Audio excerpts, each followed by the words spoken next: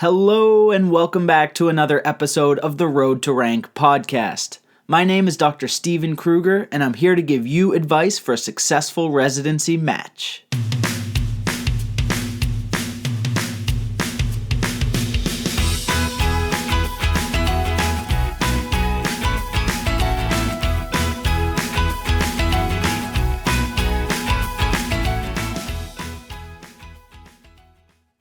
Today's guest has absolutely nothing to do with medicine, but I think he can help residency applicants in a big way. So I'd like to introduce my very own brother, Dave Kruger, who has graciously agreed to share some tips that he's picked up throughout his career in sports, which is just as competitive, if not more competitive, than matching into residency. So welcome, Dave, and thanks so much for being here. Thanks. It is. I like how you say it's gracious of me to do. I'm not doing anything else. I'm quarantined at home, right? But I hear you. I hear you. How is my sweet niece doing down there? Oh, she's 9 months old today, and one of the best silver linings of this work from home period over the last couple months is being able to spend more time with her and watch her grow. She's right on the verge of crawling, and I'm trying hard to get her first word to be dada instead of mama. But I got this feeling that her mom is going to win out on that battle. Well, I got to say, I'm very jealous. I miss her so much. I can't wait to get back down to Houston to see her. She's so big since the last time I've been down there. So thanks so much for doing this today. I felt like it would make the most sense to have you just start by giving us your background and telling us all about you. Sure. So you mentioned competitive. I think maybe that's how I can be relatable to your audience a little bit today. So I grew up in Boston, and when I was in college, I actually started out thinking I was going to go pre-med. Really? Oh, you didn't know that, huh? I don't think I knew that. I took a couple of biology-related classes freshman year to start on that track, and it didn't last. It just didn't click with me. So I really wasn't sure exactly what I wanted to do the first few years of college, and my interests were in sports. I think a lot of people's interests are in sports. A lot of people are interested and a lot of people watch sports. So that's a pretty natural thing. I'm sure many of your listeners are into sports as well. And those that aren't could probably understand how popular they are, right? So as a college student, that was just something I was gravitated towards anyway. And my approach has always been to stick to things that interest me, and that's where it began. Now, as you mentioned, the competitive side of it, as I got towards graduation, you can imagine how competitive it is if you think about the four major sports leagues. And of course, there's some other fringe sports out there, but just look at the four major sports leagues: football, basketball, baseball, and hockey. That's around 30 teams a league. That's 120 teams only, spread out throughout the country. That also doesn't mean that every one of those teams are hiring in a given year. So my background, I was lucky in the sense that I got on with the New England Patriots, who had just come off winning 3 Super Bowls by the time I started full-time with them. We can get into it later, but I did do some internships along the way in college, and I actually interned with the Patriots. You're going to laugh and cringe, but unpaid for 2 years. Med students know a thing or two about unpaid internships. Okay. All right. So I did that to put myself in position for that first job. And of course, we'll get into it later on. But the background was I started with the New England Patriots on the business side. That's my background. I'm on the business side of sports. So I interned those 2 years while I was in school. Got on with the New England Patriots in our corporate partnerships division. We also represented the New England Revolution Major League Soccer team. So that was a pretty good first role because the Patriots, like I said, were winning Super Bowls, and the Revolution, even in Boston, were still pretty new, and some people hadn't even heard of them. From there, I moved to Houston. I spent 09, 10, and 11 with the Houston Rockets. Then I went to the Philadelphia Eagles. From there, I was working out of a Manhattan office for a sports agency. And most recently, I rejoined the Houston Rockets. All in, that's 17 seasons with some of the most prestigious franchises in sports.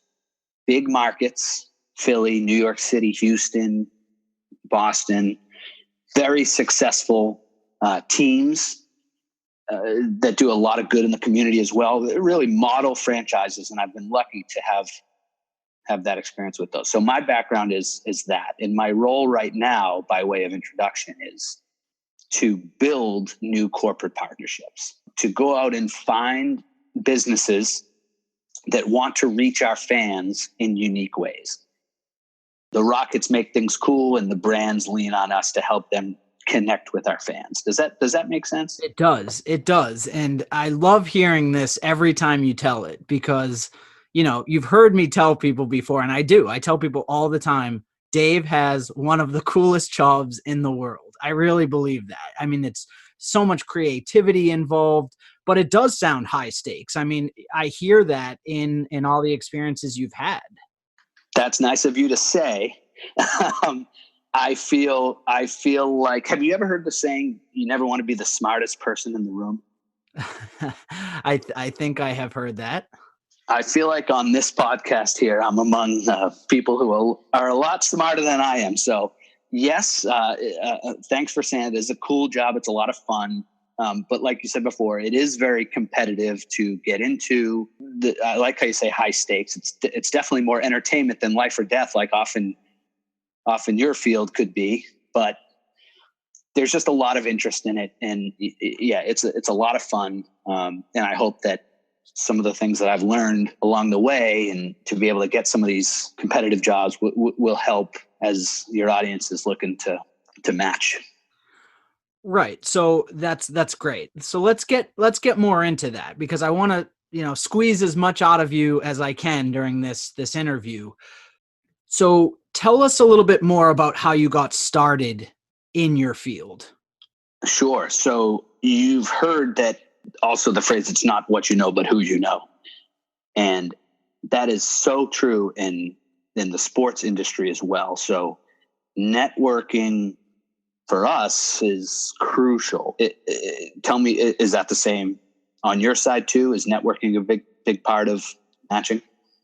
Definitely. It's a huge part of matching into residency. I feel like getting to know different attending physicians and other residents at different programs that I did away rotations at, or during conferences or during interviews, was a huge advantage for me. And that had long lasting benefits even beyond the match process. So definitely would love to hear anything you have to say from your perspective about networking.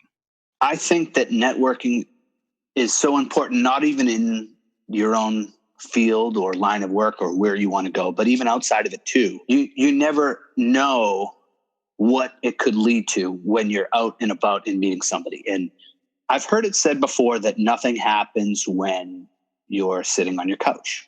Let's think about that for a second.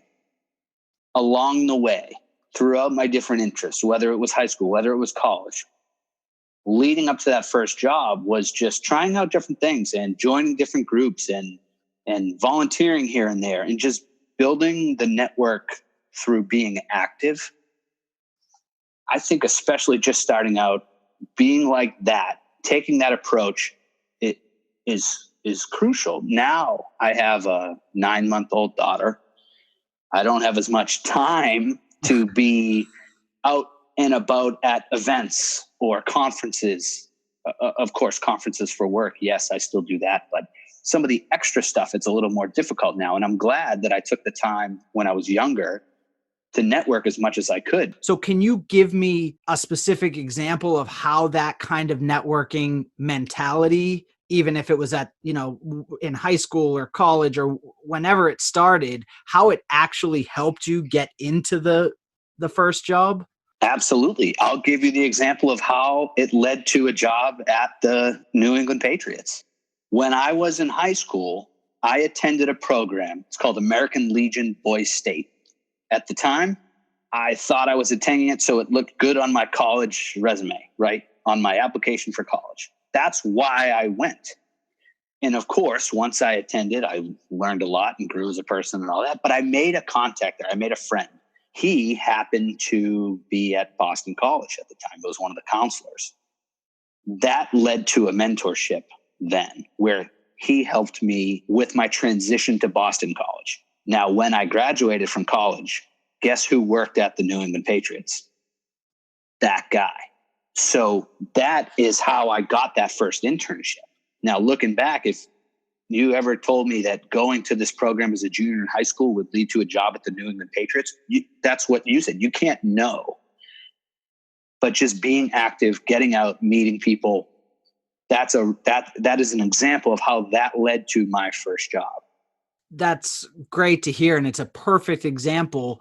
My follow-up question to that is, was it easy to ask for that kind of help in that mentoring relationship you had? I mean, was it natural? It sounds like you were pretty friendly, and it didn't seem awkward. I think med students have a tough time sometimes with that, is asking for the help. Yeah, I think with, again, 17, we call them seasons instead of years when you work in sports. With 17 seasons of experience now, I think I would answer that question with a little more perspective than I would if I was a, senior in high school or senior in college. Because now I'm more on the side of helping than looking for the help.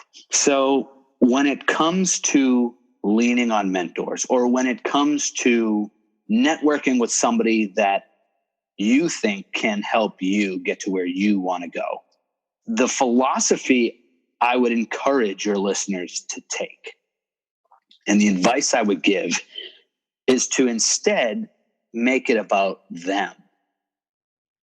What do you mean by that? Well, think of it as two different ways you could send a cold email. Let's say somebody you've never met before. Okay. You could reach out and say, hello, my name is so-and-so, and I've read about all the things you've done, and I would really love it if I could talk to you for a little bit and get some advice. That, to me, isn't as impactful a way to establish a relationship with that person as if you reached out to them with something relevant to them, something useful to them, something smart. An example would be if you reached out to that person with an article about something that's relevant to their business. And I'm saying business and from my side, maybe I'll back up for a sec. I'll say this about establishing relationships with people that could help you. Try to be helpful to them and try to make it easy for them to not only respond, but to give you their time.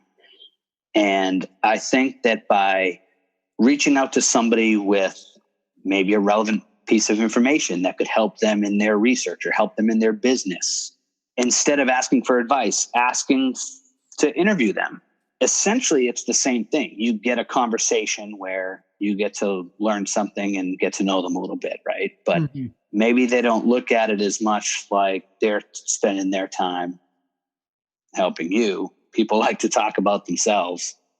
Just little things like that. Approach it by thinking what's in it for them and make it easier for them. I know I'm not very high up on the totem pole, at least yet, right? Oftentimes I reach out to CEOs of companies, CFOs of companies for my work.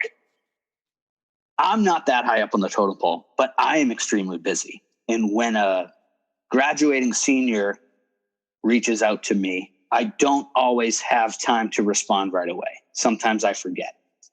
I try to, right? But sometimes it works out like that. Know that when you're reaching out to somebody or when you're looking to establish a relationship with somebody that is in a position that can help bring you along, they have a million other things that they are doing. Mentoring and helping you is so far down on what's important to them and what's important to their boss, right? They have a job to do. They have goals to hit. They have in my side, they have business objectives to hit. That they are focused on all that stuff. And if you don't get a response right away, think of it like that. That's normal. It's not rude for them. Just politely follow up in a week or so, right? That kind of thing. Make it easy for them. If they don't respond right away, don't take it personally. Mm-hmm. So that's great advice for basically sending cold emails to different, important people. For medical students, they're sending emails all the time to attending physicians at different academic institutions that they may want to train at, whether it's about a research project they're interested in, basically just trying to show their interest. So that's really good advice for that situation. I guess my next question is, what about the in-person networking? How do you actually work up the courage to go up to somebody at a conference, for example, and introduce yourself? What do you say? I think people are just so afraid of even taking that step. Any light that you could shed on that? Networking at conferences is, I think there are some hacks around that might help. I can't necessarily speak to the courage to do it. I think that's something that you just gotta get over. I've been to a bunch of conferences for work too. And what I've found is a little research ahead of time to know what the presenters look like. Are you at conferences a lot where you are watching, say, a panel of people discuss a topic? Yes, absolutely. Usually it's panel type discussions, or maybe it's 10 or 15-minute presentations, a whole slate of those throughout the day. And of course, you'd have that agenda ahead of time and know who's going to be speaking. Yeah. And those people are the influential people. Those are the people that you want to network with, right? Of course, these are the big names in dermatology, for example, who could very easily pick up a phone and, reach out to a residency program to make sure that they give you a second look on your application.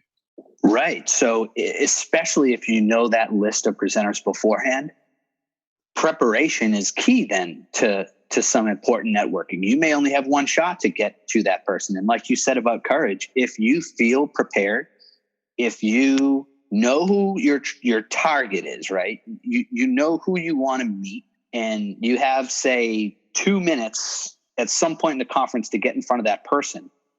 Again, if you have something smart or something useful to that person to say, they'll be more likely to remember you, I think, when you're in that setting and there's hundreds of people around you too.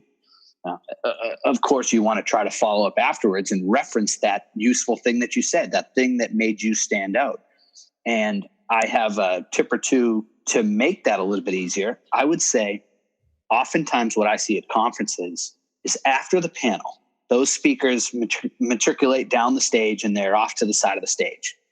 The next panel might be starting. There may be a break. There's other things going on as the conference transitions. But what you find is a line forms in front of that speaker right after they're up on stage. Right. We see the same thing happen at a medical conference. So here's what I do. Before that panel, they're either in the back of the room or they're off to the side. Get at them then. Oftentimes there's nobody around them before they start. You don't want to infringe, and if they're just about to go on stage, that's not the best time. Oftentimes these speakers are flying in just for that panel and then flying out. So don't wait. Take advantage of that time while they're there, but go before the panel starts. That's one piece of advice. The other one is skip the next panel and go out into the lobby. Because at some point, once the line dies down, they're going to have to leave.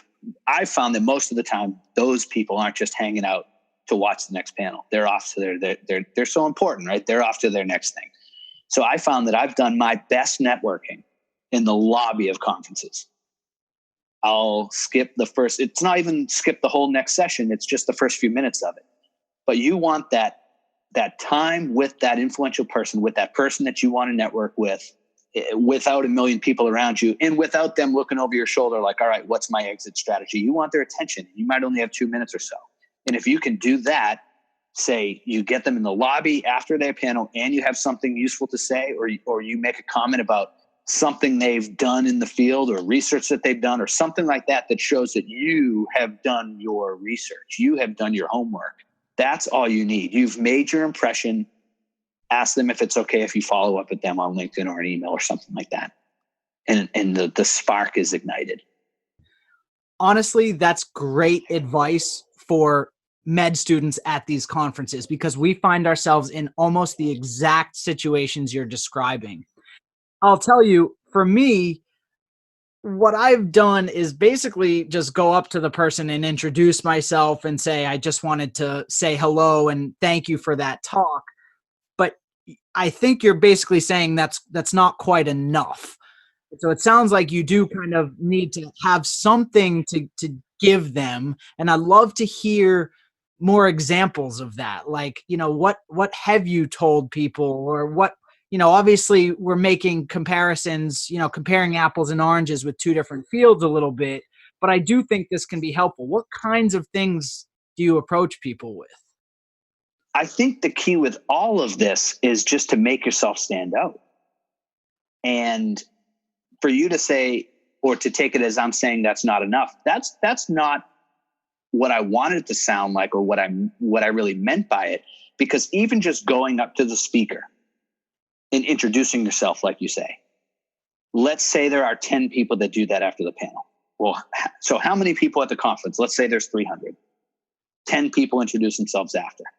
You're starting to narrow yourself down and make yourself stand out. And that's the key to all of this stuff, is how are you different than the hundreds or thousands of other people that are applying?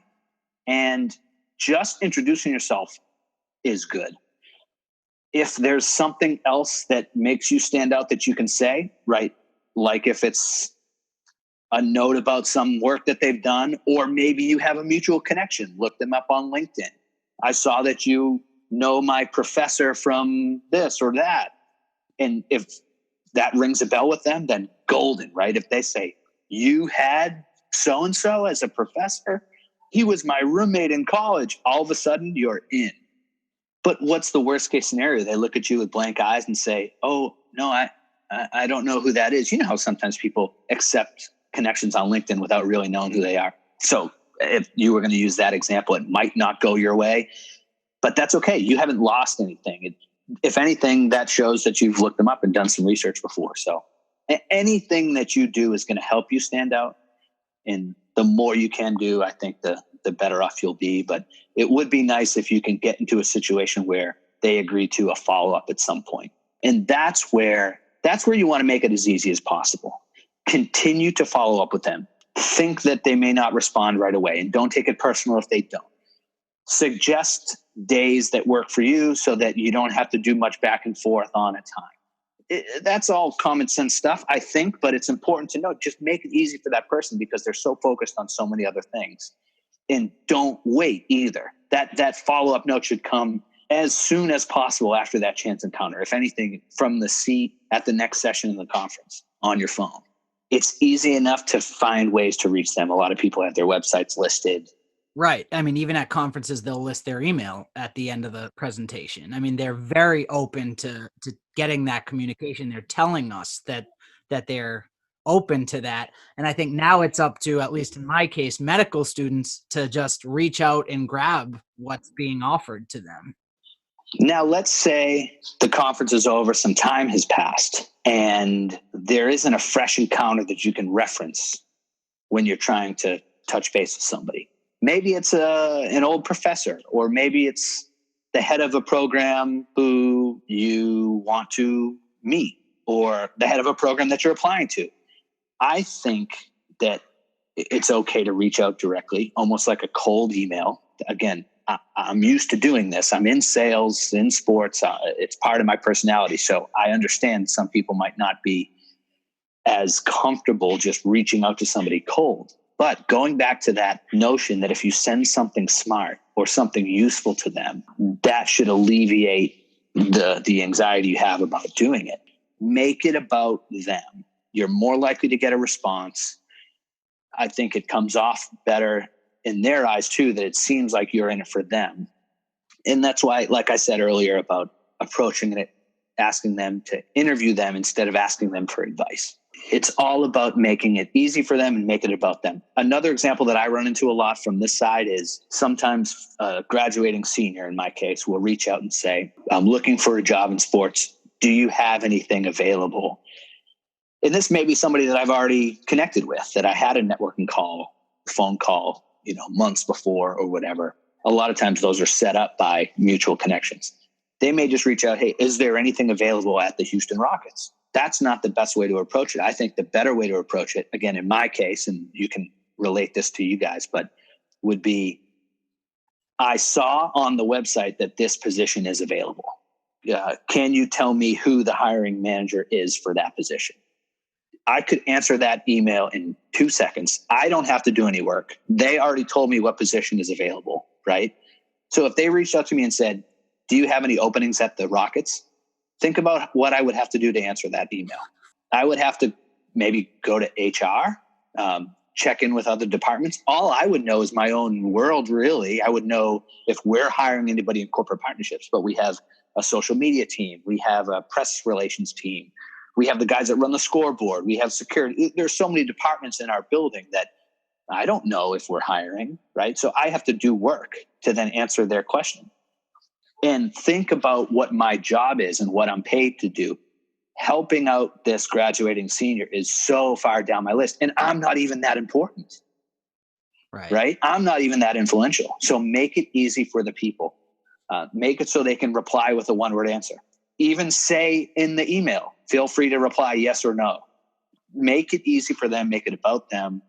And I think that will help you get responses and get their time. Right. Well, once again, Dave, these pieces of advice are perfect. They're so relevant to us in the medical world. So thank you so far. I do want to switch gears a little bit, but before we leave this topic of networking, is there anything else you want to, put out there? Is there any takeaway you want to make sure that gets across? Again, it just comes back to making yourself stand out. And like I mentioned, not being the smartest person in the room, I'm not the most talented salesperson. I have a strong work ethic, I think, but there's always people that work harder, that are smarter, that all that stuff. You can control what you can control. And in general, think of it where if you stay active, good things will happen from a networking standpoint. So that was great. I'm so happy with all of those examples. That was perfect. Let's switch gears a little bit now. As I was telling you a little bit offline, med students in the situation of applying to residency, they're finding themselves in these extremely high stakes interview situations. And so even after, just to kind of give you a little bit of background again, even after being invited for an interview out of hundreds of applicants, they still may be up against, 30 or more other interviewees for only a few open slots in the end. So typically on a normal residency interview day, there are multiple interviews going on, different stations with numerous faculty members, involved in the program. And you really only have about 10 or so minutes to impress that interviewer before moving on to the next station. So I was really hoping you could help listeners by sharing some of the interview techniques that worked well for you over the years. So with all of that said, do any ideas come to mind about the interview specifically? Yeah. So that's interesting how you talk about only having 10 minutes to impress somebody, and there's just a bunch of those 10-minute interviews throughout the day. Is that how it works? Yeah. I mean, they may range even from 7 minutes, and then some of them will be a little bit longer, but it's a quick rapid fire in and out of each room throughout the day. And that's so that you can meet all of the faculty in a program, and they can obviously meet all of the interviewees. Sure. So I've been in similar situations. I remember the first time I interviewed with the Rockets back in 2009. There was a full day of interviews, and I should back up. There was first a phone interview. That was kind of the first step. And then they flew me down for a full day of interviews. Actually, hold on. They didn't fly me down. they said that the CEO wanted to hire somebody locally. And I asked a little more. I kind of pushed on that a little bit, and I found out it was really just because they didn't have a budget to pay to fly somebody in. So I flew myself in. That's probably why I got that job. They said, "Oh, this guy flew himself in. I guess we have to hire him now." Anyway, there was a full day of interviews then where I met with different people from the department. And I've had that situation a few other times as well. But there's also more time typically with the hiring manager in my case. So maybe there's some differences there, but it's all about making yourself stand out, just like we talked about with the conferences. And there are a lot of ways that you can do that last beyond the 10 minutes you're in front of somebody. So it comes with preparation at the beginning. When you're in a position where you're meeting with people for 10 minutes at a time, do you have the list of those people ahead of time or no? You don't have much advance notice of that. You may get the schedule even that morning of the interview day, but you do have all the time beforehand to look up all of the faculty at a program. There's only so many at some of these competitive residencies. So you have that option to get to know the faculty you'll be with. Yeah. So that example of having that full day interview with the Rockets, that was the same situation where I knew the people who worked in the department. So I had a sense of who would be sitting across from me at the table. And I hope this isn't new advice, but Google them, look them up on social networks, LinkedIn, get as much information as stock them, right? You never know when you could use something in an interview that helps you stand out. And by doing a lot of that research beforehand and preparing like that, it's another way to show how organized you are and show how professional you are and how you approach these high stakes environments and that you can be counted on. A funny story happened when I was interviewing with the Rockets that time. I'll stick with this example where two of the girls there who eventually became my coworkers when I got the job, but they were not the hiring managers or anything like that. They would be my peers. And they came in to, vet me too. That was part of the interview day. And they picked up how I knew things about them because I started asking them some questions where they started to kind of furrow their brows a bit and scratch their head a bit and realize that I had done a lot of advanced research on personal stuff. Like, for example, I knew where they went to college. I knew where they had worked before. So, for example, this girl named Tamika used to work at the Memphis Grizzlies before working at the Rockets. Now, when I was in that interview with Tamika, I asked her about her time at the Memphis Grizzlies and how the Grizzlies approached the sponsorships related to the Rockets. It was something about that. It was something about how the Grizzlies compare to the Rockets and how does she like it at the Rockets? That was the question. And her initial reaction was, well, how did you, she didn't tell me that she worked at the Grizzlies, right? That was a way for me to show and not tell. That was a way for me to show how thorough I was, that I did that research and I used it. I phrased the question in a way that helped show that. I didn't ask this question.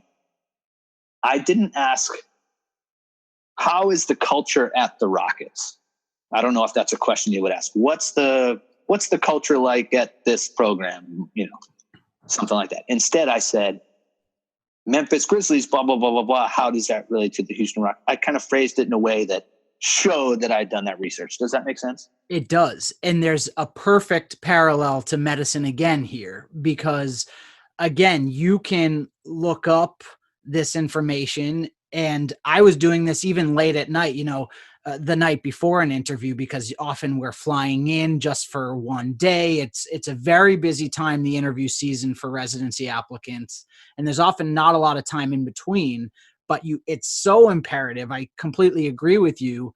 And your point about, also researching your future coworkers, that's true of our future co-residents. Oftentimes the website will show, where they went to school, where they previously had training. And it's just a breeding ground for more conversation, again, to show, don't tell, like you're saying. Show, don't tell, and make yourself stand out. Those are the two things of interviewing. And it's if you can connect with somebody based on where they went to school, or as you look them up, if they did their residency somewhere that you have a connection to, work that into a question somehow. Show them like that. Well, Tamika then asked me, okay, we figured out that I had Googled her or whatever to figure out, or looked her up on LinkedIn to figure out that she worked at the Memphis Grizzlies. The interview paused at that point, and her and Rachel, the two of them were across the table. They said, well, what else did you find out? So here's a point where I found Tamika's wedding website online too. So I knew that she was getting married in about a month.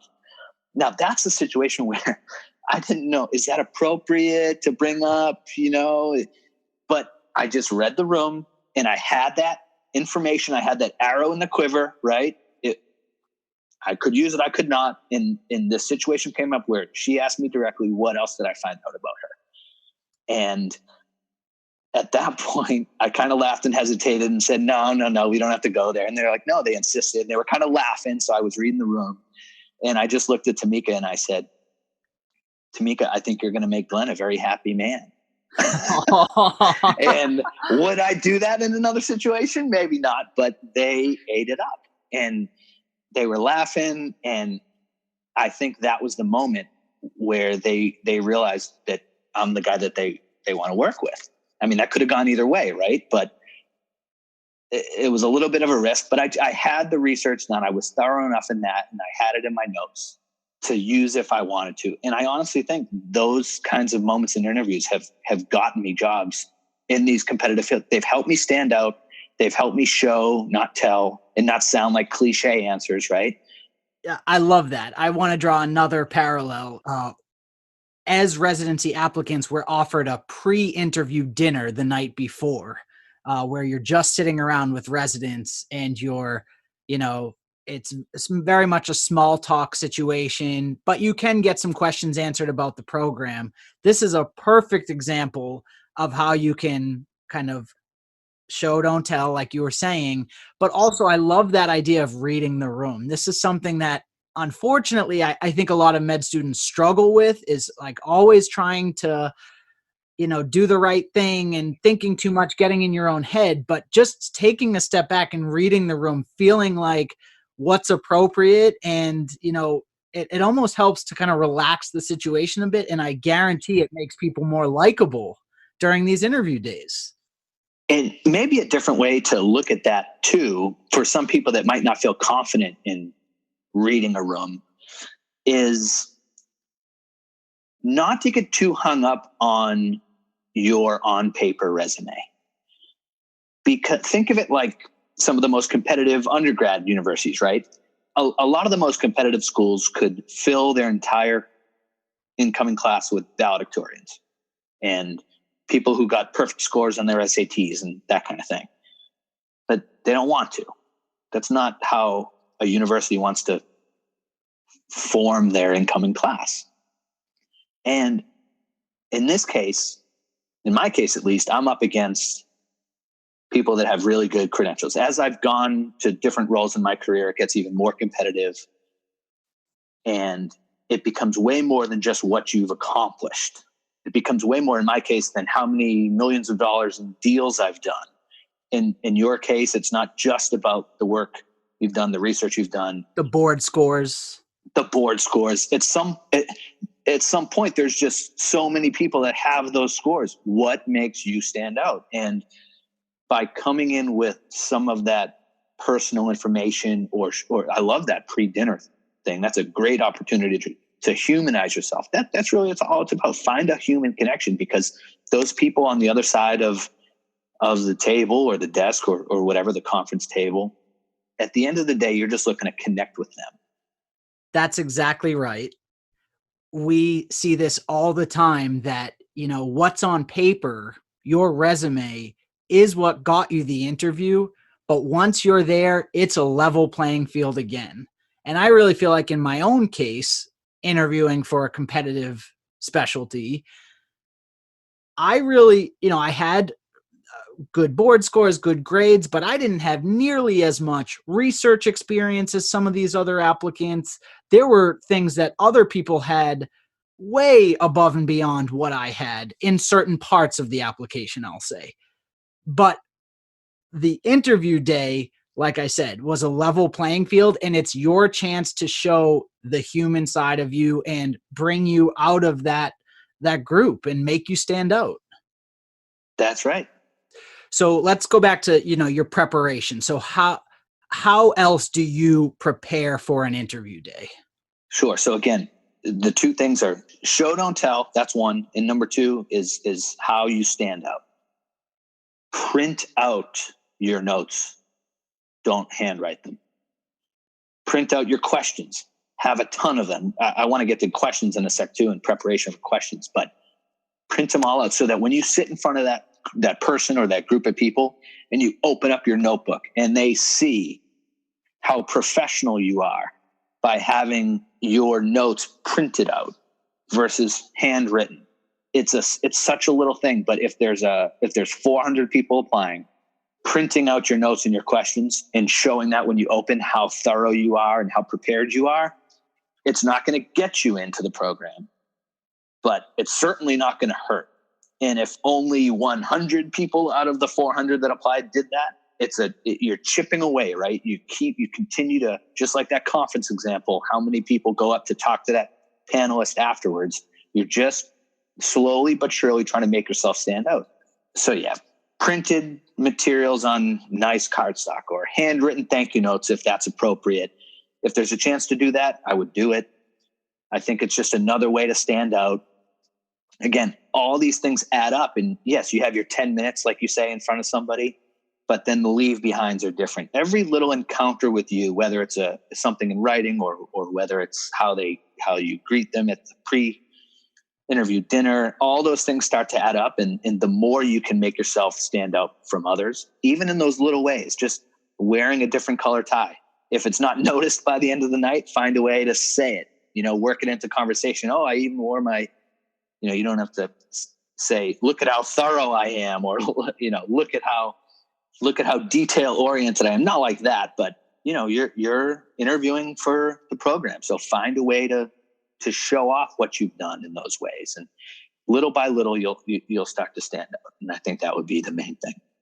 Okay. So far what you've told us for your preparation, your interview prep, is you are researching the people involved and figuring out whatever you can to work into conversation. You're working on the small details, whether it's printing your resume on special cardstock or whether it's picking the attire, which is all, again, important for the medical residency interview too. What else? What about the meat of the interview? How are you preparing your answers for any curveball questions they might ask? How do you go about preparing for that? That's a good question. My preparation for the meat of the interview revolves around prepared stories to tell. What I try to do is have, I think the magic number is 4 to 5. You don't really want to have less than that. I'd say 4 to 5 stories to tell. That could be life stories. That could be, in your case, research or, the things that are related to med school and whatnot. In my case, it could be examples of things I've done at other jobs, but have 4 to 5 stories to tell. Not always positive, but just take some time to think about instances in your life that have shaped you in some way, whether it's you as a person, whether it's you as a candidate, in my case, whether it's me as a salesperson, whether it's me as a manager, that kind of thing. So I guess the best way would be maybe to give you some examples on my side so you can see what I mean. This is to help fill in the blanks around the stuff on paper, your board score, your resume, where you've gone to school, that kind of stuff. Part of it is to humanize you, but it's also to talk about your capabilities as a candidate, right? And why you belong at that program. And in my case, why I belong with that team or at that job. So here are a few examples of stories that I have ready to go. One is about getting laid off by the Patriots. That's what happened back at the end of 2008 during the financial crisis. Tom Brady had torn his ACL. Playoffs weren't looking likely. The world was in a tough spot, and my position was identified as one that could be eliminated. That's what I was told. That story is an important one to me because it shaped my character a lot. It shaped my drive. It shaped my ability to battle through adversity, to be resourceful. And having that story and how I came through on the other side and stuck with a competitive industry and was able to continue, that's a story that can be used for a multitude of different questions that can come up in an interview. Another one, and again, that's a negative, right? That's not necessarily a bright spot in my life. Right. But I think all the more reason why that's such a valuable story to have, because honestly, a lot of interviews throw somewhere in the mix your biggest challenge or a failure. And that's something that catches a lot of people off guard. And that's why I think it's good to have 4 to 5 stories, 4 to 5, not 45. I might have said that too quick with the Boston and me coming out, but 4 to 5 stories, because you won't get caught off guard. Another story of mine was a conversation I had with my boss at the Eagles. I was there for 4 years, and at one point he gave me some feedback that I was coming to him when a business problem would emerge and asking him, what do I do? At that point in my career, I was so thirsty for a mentor. I wanted to learn from an industry veteran. I wanted to learn from somebody that had been there and done that. And I was so excited about that at the Eagles because my boss was one of those guys. And I would go into him and just ask, okay, what do I do in this situation? What do I do in this situation? And finally, he told me, I don't like that. He said, I would rather you come in and say, here's the problem. I've thought it through. Here's my suggested solution. What do you think? Right. So that's an example about me in the sports industry. But what I want, how I want that to relate to you guys is that's also a bit of a negative story, but it shows some self-awareness. It shows maybe a weakness at a time in my career. And that is one of those instances in my life that it's not on a resume. It's not on my LinkedIn page. But that moment, that conversation with my boss was formative in the development of my career because he was absolutely right. And I had that in me to take that approach. I had the experience. I had already worked for the Patriots. I had worked for the Rockets. I had been in the industry for long enough that I knew what I was talking about. Yet I was still going to him and saying, tell me what to do.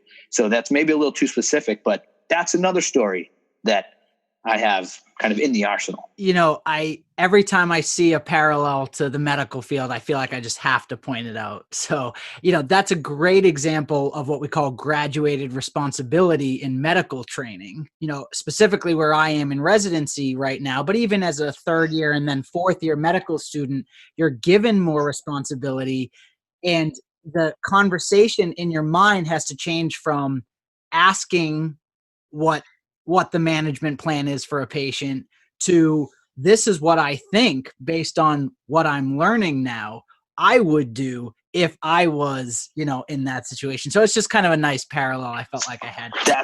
I love that there's that parallel. So some of your listeners may have similar stories to that. But again, not to be too specific about any of my stories or how they relate. It's more about just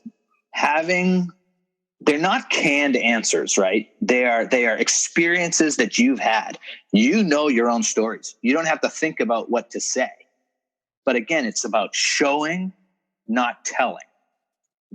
When an interviewer asks you a question, really what they're trying to see is, can you battle through adversity? Can you take a negative and turn it into a positive? Do you have the capacity to make tough decisions or improve yourself, right? That's what they're trying to figure out. And oftentimes stories are the best way to do that. And you can prepare those ahead of time easily because you've lived through them yourself. Right. So just a logistical question. Are you actually scripting out these answers? Do you kind of have bullet points of the main points you want to get across? That's a good question. I have bullet points. so they're easy to reference. And again, preparing the story makes it easy because you can look at 2 words. For example, the bullet point might say laid off.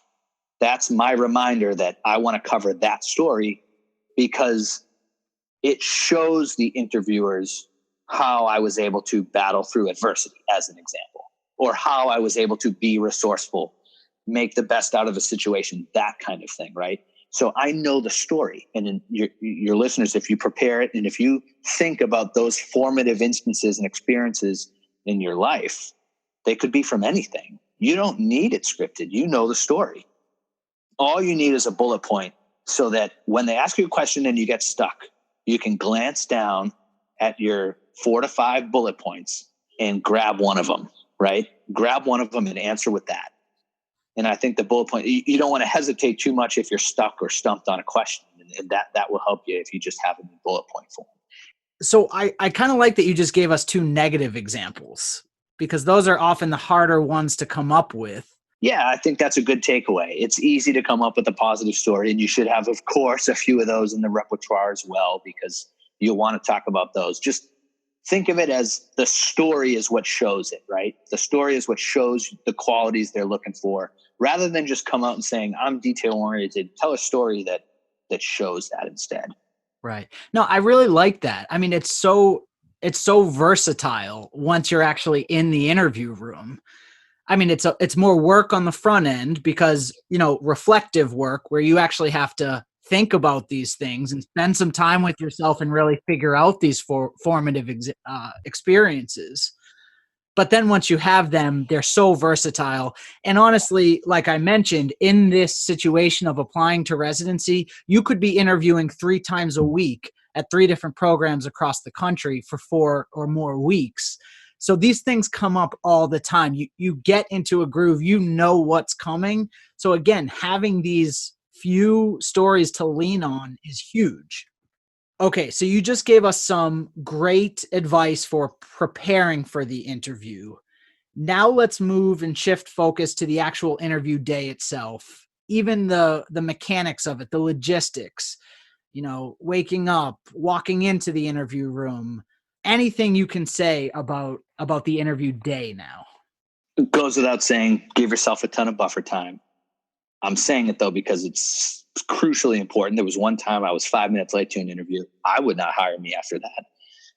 Get plenty of sleep. All that stuff that you hear about is stuff that I definitely stick to before a big interview, or sometimes in my case, my job now, before a big business pitch or something like that. It's all kind of the same. And in terms of walking into the room or even the building, oftentimes for me, I'm encountering some sort of receptionist when I first get to a place. I smile a lot. I think you can get pretty far in life with a smile. I think it puts the person on the other side at ease. I start right then and there with the receptionist. It kind of goes back to the networking. You never know. I strike up conversations. If I'm sitting in a waiting room, I'm trying to talk to people that work there. I don't want to sound calculated. That's not why I do it. But if the interviewer walks into the lobby to grab you and you happen to be standing there having a conversation with the receptionist and it looks like you guys are having a good time and you're smiling, that's your first impression with the interviewer. And again, it's not why I do it. I don't do that for the show. It's just kind of how I am. But be positive. I would recommend smiling as when you walk into a room. I would recommend that. I do think it's important to mirror the expression of the person that you're encountering. Get on their page. If they seem like really serious, I think it could be okay to do that back to them when you shake their hand. If they're not smiling too, then they might even connect with you more or respect you more if you give them a handshake and have a stern look on your face. It's not necessarily what I would recommend, but it's funny how you ask this. I haven't really thought about this stuff. I'm just in my head. No, this is perfect. Yeah, it's so funny to hear you say this. Obviously, we're brothers, and I have the same exact approach. I have nothing to add to everything you just said. Oh, that's funny. Raised by the same parents or something, huh? It must be. It must be. Yeah, but I'm glad you're asking about that though, because you hear about first impressions being so important. That the entry, the handshake, sure, yeah. I mean, that's all standard stuff. Firm handshake, not too firm, all that stuff that you probably already know to do. I think smiling is good though. I think it's important. I think it humanizes you, like we talked about before. You want to connect with those people. Think about them. They've probably had a long day too if they're doing a bunch of interviews. You want to stand out. A smile can't hurt, I don't think.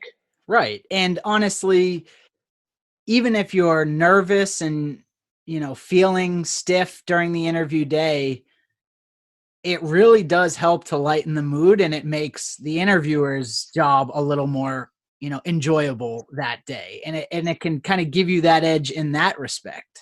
Yeah, the nervous thing, you asked before about having courage at a conference. I understand if you are the type of or have the type of personality where that's how you feel. You have some nerves, you have some anxiety.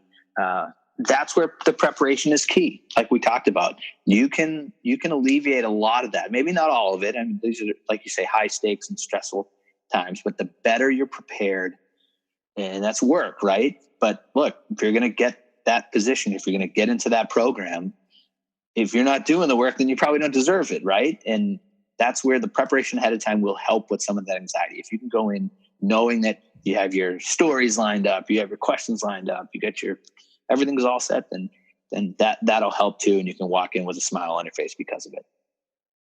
Do you try to pause after you get a question from an interviewer? I mean, is that something you think about? Do you try to make yourself pause before giving the answer? Is that ever something you do?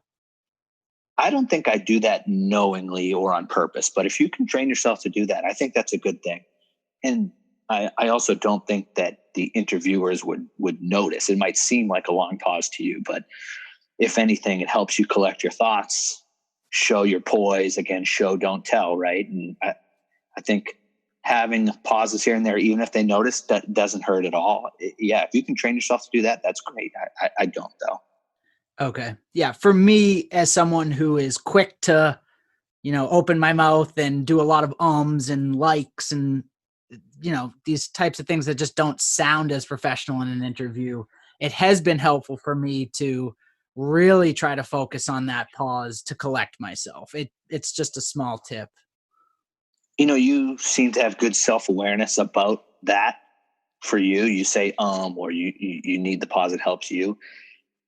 The self-awareness thing is really valuable. If you know that you have a tendency to say, I just said if you know you have a tendency to say or speak too quickly, that's very valuable. And that may mean asking friends, roommates, family for feedback. Right. So actually, a lot of med schools offer mock residency interviews for you to practice with an experienced interviewer who can give you feedback. It's a really nice option, whether it's videotaped or not. I mean, I did that right before getting into the full swing of my interview season, and it was extremely helpful. I mean, to hear some of the very specific points of feedback that I received, it was hugely helpful for me. Well, that's a no-brainer resource to use then.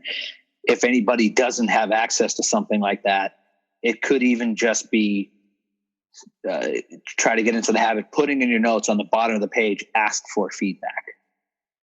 Just ask. That's not something we always think about. If you are practicing or if you are talking, maybe even just walk over to your roommate and say, do you have any feedback for me on how I talk? I mean, the more info you can get about yourself, it'll help. And asking, getting into the process of asking for that feedback will help you out for things like that and help you be more self-aware, like it sounds like you are. So moving on to that last part of the interview that is coming, where they ask you if you have any questions for them. How do you approach it? I hope this goes without saying, but you have to have questions. Do not say, no, I think we covered everything. That's one. Number two, probably a good takeaway is don't ask anything that you can find on Google. I'm sure some of you have heard that before. Very true. I live by it. But the meat of this, the real important part comes down to, again, show, don't tell. And your questions, every little part of the interview is a chance to do this. Your questions especially. This comes back to preparedness. How you phrase a question and the information that you include in the question can show, not tell, right? But show how thorough you are and detail-oriented you are and all those traits that you want to show. Whatever is important to the interviewer, you're going to be able to show it with a question. Ask about specific news that you've read about the program and how that relates to the culture there. Maybe there's an interviewer that you read about a certain project that they did or an accomplishment that they had. Phrase your question in a way that includes that, and they'll notice it's another way to stand out. You have 10 minutes with those people. It's just a good way to show that you're prepared, to show that you're resourceful, to show that you did all that homework beforehand. Yeah, I love that. I did that all the time, knowing who I would be interviewing with and preparing questions for those people. So I can, again, only speak to dermatology, but there are subspecialties within dermatology. So when I was interviewing with the surgical folks, and you're going to interview usually, within these subspecialties, ask them a question about the surgery education you're going to get. Or then you go to the pediatric folks, whether it's pediatric orthopedics, pediatric dermatology, and ask them something that specifically relates to what they do. I think that can be hugely helpful, to your point. So everything you just said makes complete sense about preparing for questions and having those, ready for individual interviewers. What happens next, though? For me, at least, I remember there always being just a little more time to fill the space. Whether they ask, do you have any other questions, even after you've exhausted what you had ready, or whether they say something like, anything else you want to tell us? How do you approach that part of the interview? I may sound like I'm trying to be an overachiever here, but I try to not run out of questions. I tried to have and prepare so many questions that we could not possibly get to all of them during the interview time allotted. I mentioned before typing out notes, letting the interviewer see them as you open up your notebook, that kind of thing. There have been times in interviews where I know we're getting up against the allotted time.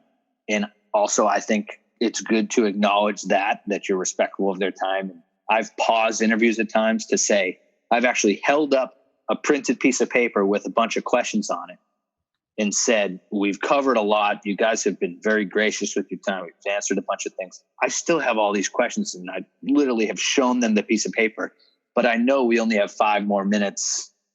How do you want to handle? And I'll throw it back on them. Should I keep going, or maybe we could continue this, another time? I try to be respectful of their time, but I try to have more questions than is possible to answer, but real questions too, not just some words on a piece of paper that look like a prop.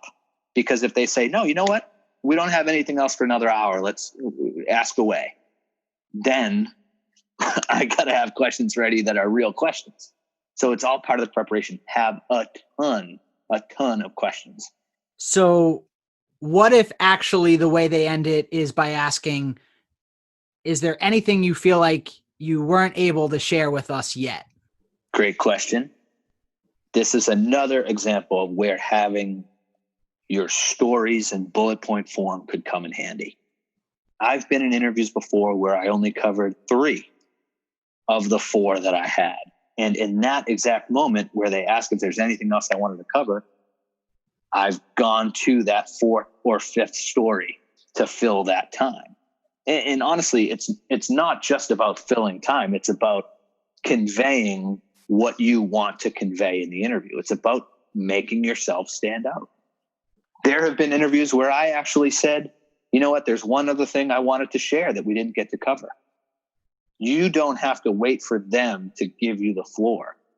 use any extra time to your advantage if there's other things that you want to cover as well. And again, having stories in bullet point form, you don't have to limit it to 4 or 5. I've found that number works for me, and we typically are able to cover them in an interview. But if you want to have 8, 9, or 10, there's no magic number. It's whatever works for you. But having those instances that you want to share in bullet point form in your notes will help you fill any of that time at the end if it's appropriate. I really like that. I've received almost identical advice to that point. Just said a little bit differently. I was told have bullet points of things that you must get across in an interview. Your brand, if you will, what you bring to the table. Have those in bullet points,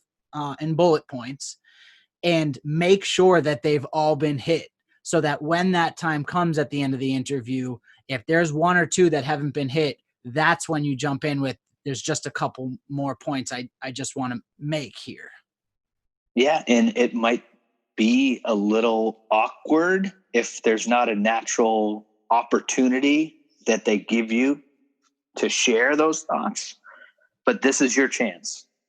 You shouldn't be afraid to share what you need to convey. Right? Exactly. So wrapping up the interview, you kind of already mentioned thank you notes. You tend to like written thank you notes. I personally mostly just emailed mine because of the nature of my interviews in dermatology. Anything else you want to say about communicating with the employer after the interview's over? I could only speak to what I know and what's appropriate in our industry. It's similar to networking in that I follow up politely. I follow up with something smart or something relevant to them. I think that the follow-up is another way for you to stand out. I think many candidates are sending an email, maybe a handwritten note that says, thank you for your time. I really enjoyed getting to know you, and I can't wait to, blah, blah, blah, blah, blah. And maybe you'll drop in a little quip about something that you connected with them on, right? But for the most part, I bet a lot of follow-up thank you emails or notes read very similarly. That could be another chance to stand out if you follow up with an article, a news item, something relevant to the conversation, something relevant to that person, and maybe what you've learned about them in an interview, or something about the program, relevant update, current event, that kind of thing, that you can incorporate into your follow-up to show that you are adding value to them. Just like we talked about with networking, the more you can make it about them will help you stand out. That's a great point and a great approach to sending the thank you note, having it be more than just a blanket statement of thank you for the great day. I learned a lot, etc. I will say there are some rules about post-interview communication in terms of residency application, but I think everything you just said is completely not only allowed, but encouraged for residency applicants. The trouble is when some people start to have conversations about, I will rank you if you rank me. Those are the kinds of conversations that really are off limits. But everything you just said about really showing in your thank you note that you learned a lot about the program and that you're genuinely still interested in them. I mean, that's really all the interviewer wants to see. Well, this has been awesome, Dave. Thank you so much for doing this and for sharing your experiences with the students listening in. You come from a very different background than a lot of us do, but I mean, we have a lot of parallels as we've seen just throughout this interview. Before we sign off, is there anything else you want to put out there for the med students listening? I think we covered a lot. Nothing really new to add. Just to recap, when it comes to networking, just get out and be active. When it comes to interviewing, think about showing, not telling, and standing out in any way you can. And preparation in both networking and interviewing will go a long way. Very well said. All right, big bro. Thank you so much for joining today. No, thank you. I am so humbled that you'd think I could be a resource or that my advice would help you guys at all. I hope it did. And if any of your listeners have any further questions or want to chat, please don't hesitate to share my contact information. All right. Thank you. We really appreciate that. And I can't wait to see you again soon. Give the family a big hug from me and the family down here in Houston. I will. Thanks, Dave. We'll talk soon. All right. See you soon. Well, that's a wrap on today's episode. I hope you found this interview helpful as you approach your own interview season. I know my brother and I had so much fun recording and editing this interview. So if you enjoyed this episode as much as we did, please leave a positive review wherever you listen to your podcasts and spread the word about Road to Rank to anyone you know looking for advice on a successful residency match. Head on over to the website roadtorank.com where we're featuring a new blog, pretty exciting stuff. And as always, you guys, feel free to reach out to me at any time with questions or feedback about the podcast. Just email steven@roadtorank.com. Thanks so much for joining, my friends. We'll see you next time.